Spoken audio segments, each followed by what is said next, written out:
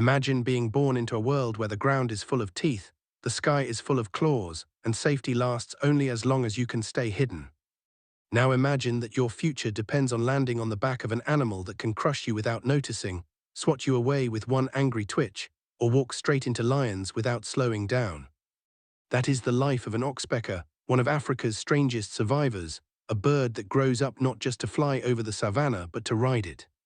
In the beginning, there is no heroic rider, no fearless tick hunter perched on a rhino's spine. There is only a dark cavity in a tree, a cramped space carved out by time or stolen from another bird, and inside it, a fragile egg that contains a creature built for a very specific destiny. Oxpeckers don't usually build open nests on branches the way many birds do, because the African bush punishes anything that is easy to find. Snakes climb, monitors patrol, and hawks watch from above. So oxpeckers choose hollows, cracks, hidden chambers where the wind can't reach and most predators can't squeeze through. When the chick finally hatches, it doesn't look like a future master of the savannah, it looks like hunger. A small, blind, helpless body with a mouth that opens wide at every vibration, every shadow, every hint that food might be coming. In these first days, the chick's world is simple. Warmth, darkness, and the urgent need to eat. The parents, however, are already living the lifestyle that will define their young. They leave the nest and head toward the giants. Out on the grasslands, big animals move like weather. Buffalo herds drift like storms, zebras flash through the yellow grass like ripples, giraffes rise above everything, quiet towers with long legs. Rhinos walk like tanks built from muscle and armor, and on these bodies tiny worlds exist, ticks hiding in folds of skin, flies and larvae feeding on sweat and wounds. Parasites that can drain an animal slowly over time. To an oxpecker, this is not disgusting, it is opportunity, it is a supermarket that walks. The parents land on a host and begin working fast. Their claws grip hair and hide, their heads tilt and scan, pecking with precision, pulling parasites from places most birds would never dare to approach. Then they fly back to the nest and deliver protein to the chick again and again. As the chick grows, it demands more, and the parents fly farther, search longer, and work harder. The nest becomes the center of a supply chain, powered by the backs of Africa's biggest mammals, but even here, danger is never far away. A parent oxpecker has to watch the sky while it feeds, because eagles and hawks don't care that you're small and quick. A host animal can snap its head around, flick a tail, scrape against a tree, or plunge into mud. The parents learn how to cling, when to move, when to lift off, when to return.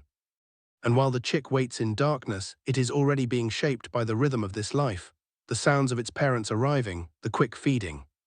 The sudden silence when danger passes near the nest.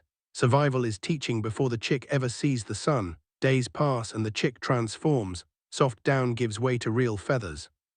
The body gets heavier, the legs strengthen, the claws sharpen, the wings grow longer and the movements become restless. This is the stage where many birds take their first leaps and fail.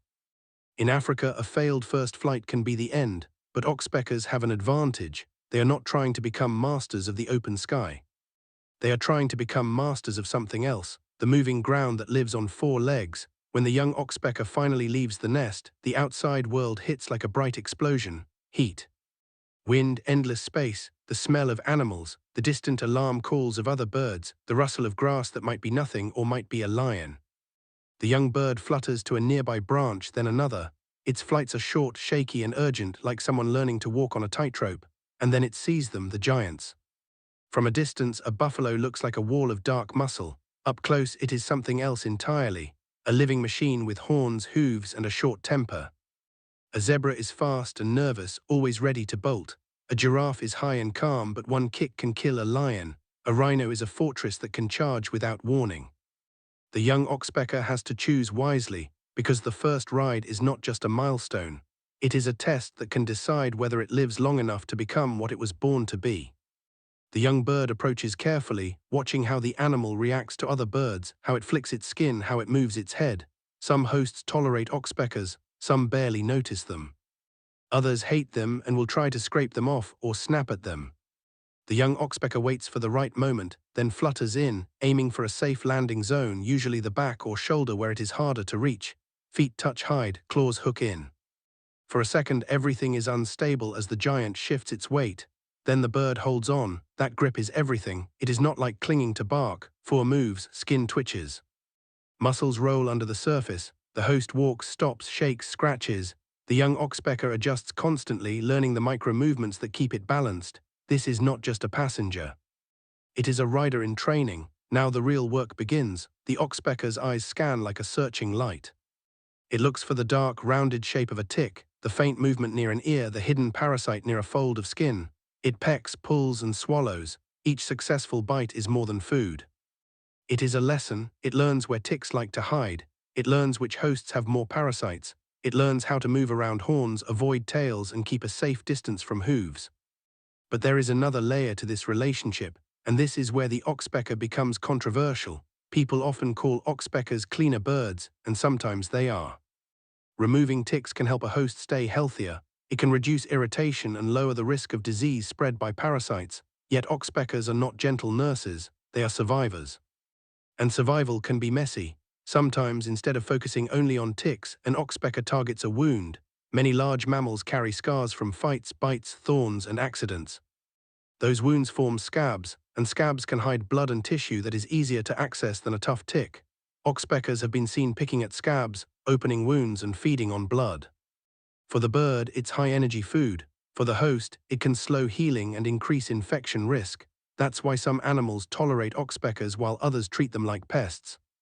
So what is the oxpecker really? A helpful cleaner or a tiny vampire? The answer is that it can be both, depending on the day, the host, and what food is available. Nature does not run on labels.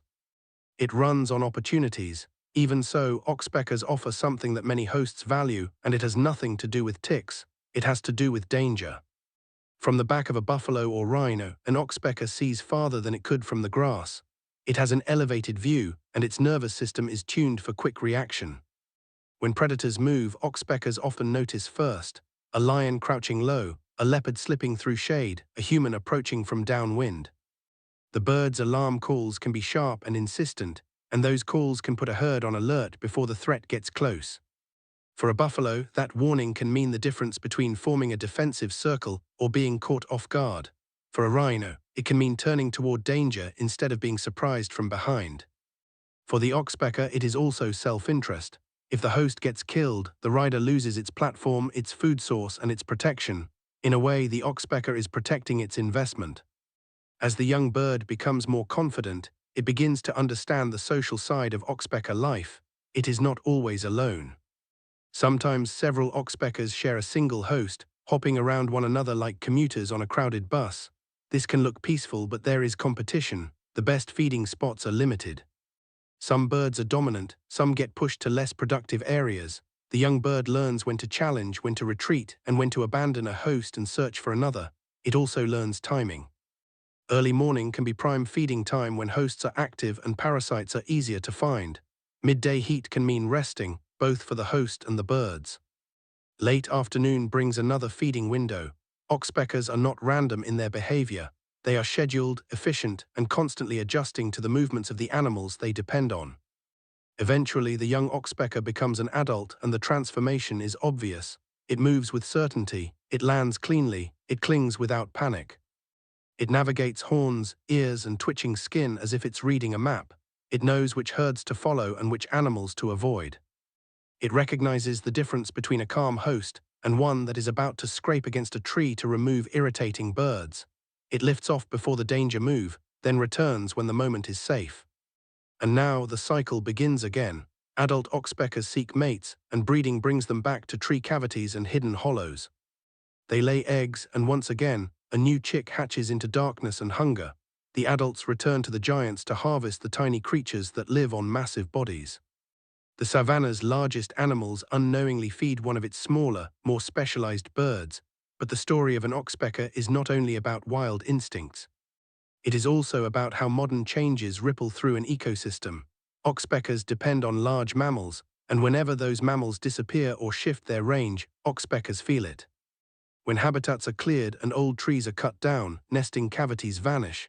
When livestock replace wild herds, the menu changes. And when farmers use strong chemicals to kill ticks on cattle, oxpeckers can be poisoned indirectly, eating contaminated parasites. In some areas, this has harmed oxpecker populations, not because the birds were hunted, but because their entire food system was altered. There is also the deeper issue, the decline of Africa's giants themselves. Rhinos are under constant pressure from poaching. Buffalo and other wild herds struggle in fragmented landscapes. When the biggest animals become fewer, the moving platforms that oxpeckers ride become rarer. A bird that evolved to live on giants cannot easily switch to a world without them. And yet the oxpecker persists because it is built for adaptation at a small scale. It can move between hosts, it can search wider areas, it can adjust its diet. It can live close to danger and still find a way to feed. That is its real talent, not just riding but reading the savannah like a living puzzle. If you ever watch a rhino standing still in the heat, and you notice small birds walking along its back like careful workers, understand what you're seeing. You're seeing a life strategy that took thousands of generations to refine. You're seeing a creature that starts in a hidden hole in a tree as a blind, hungry chick, and grows into a sharp-eyed rider that makes a living on the bodies of animals powerful enough to kill it by accident. You're seeing a relationship that is part partnership, part conflict, part survival bargain made every single day.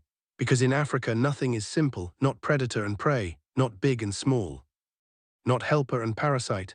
The oxpecker lives in the in-between, where the rules change with hunger, with season, with danger, with chance, and that is what makes its journey so incredible. From darkness to daylight, from helpless chick to fearless rider, the oxpecker doesn't just grow up. It earns its place on the backs of giants. Every landing is a risk, every meal is a hunt. Every alarm call is a decision, and every day it survives, it proves that on the African savannah, sometimes the smallest creature can build a life on the largest thing in sight.